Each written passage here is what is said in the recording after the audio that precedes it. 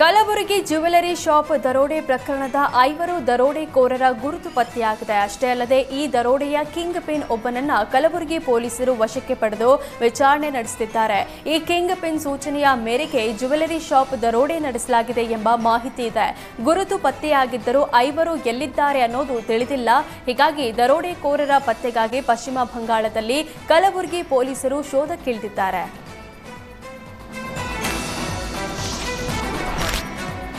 ಚಾಮರಾಜನಗರ ಜಿಲ್ಲೆ ಯಳಂದೂರು ಗ್ರಾಮದ ನಿವಾಸಿ ಶ್ರೀ ಗುಂಜಾ ನರಸಿಂಹಸ್ವಾಮಿ ದೇವಸ್ಥಾನದ ಪ್ರಧಾನ ಅರ್ಚಕ ಹೃದಯಾಘಾತದಿಂದ ಮೃತಪಟ್ಟಿದ್ದಾರೆ. ಯಳಂದೂರು ಗ್ರಾಮದ ನಿವಾಸಿ 66 ವರ್ಷದ ಸಂಪತ್ ಕುಮಾರ್ಗೆ ತಡರಾತ್ರಿ ಹೃದಯಾಘಾತವಾಗಿದೆ. ಟಿ ನರಸೀಪುರದ ಗುಂಜಾ ನರಸಿಂಹಸ್ವಾಮಿ ದೇವಾಲಯದಲ್ಲಿ ಪ್ರಧಾನ ಅರ್ಚಕರಾಗಿ ಸೇವೆ ಸಲ್ಲಿಸುತ್ತಿದ್ದರು.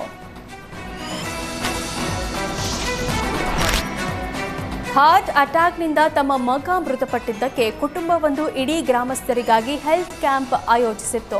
ಜುಲೈ 1ರಂದು ತುಮಕೂರು ಗ್ರಾಮಾಂತರದ ಹೆಬ್ಬಾಕ ಗ್ರಾಮದ ನಿವಾಸಿ ನೀಲಕಂಠ ಸ್ವಾಮಿ ಹೃದಯಾಘಾತದಿಂದ ಮೃತಪಟ್ಟಿದ್ರು.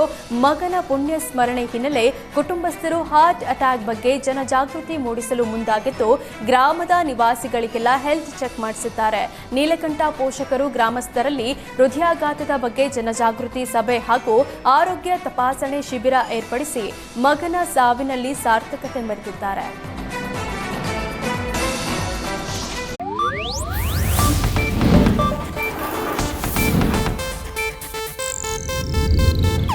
ಇದು ಏಷ್ಯಾನೆಟ್ ನ್ಯೂಸ್ ನೆಟ್ವರ್ಕ್ ಪ್ರಸ್ತುತಿ.